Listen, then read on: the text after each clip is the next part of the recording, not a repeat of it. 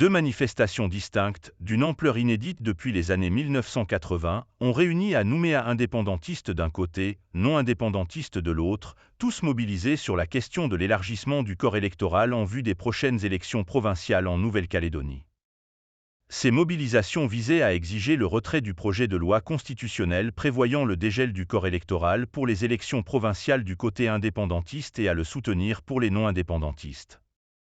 Les chiffres officiels du Haut-Commissariat de la République, donnés en fin d'après-midi, estimaient le nombre total de manifestants à quelque 40 000 pour une population totale de 269 000 habitants, 20 000 pour les indépendantistes et autant pour les non-indépendantistes.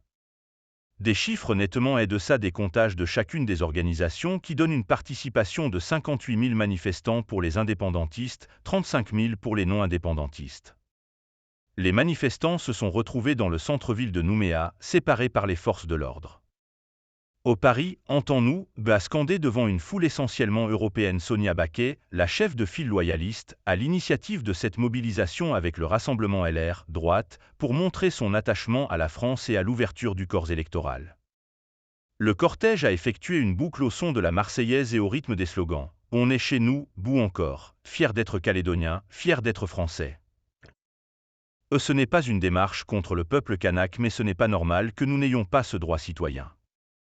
C'est une aberration que l'on n'ait pas les mêmes droits qu'ailleurs dans la République, a déclaré à l'AFP Bertrand, un manifestant de 67 ans installé depuis 3 mois en Nouvelle-Calédonie, qui a souhaité garder l'anonymat.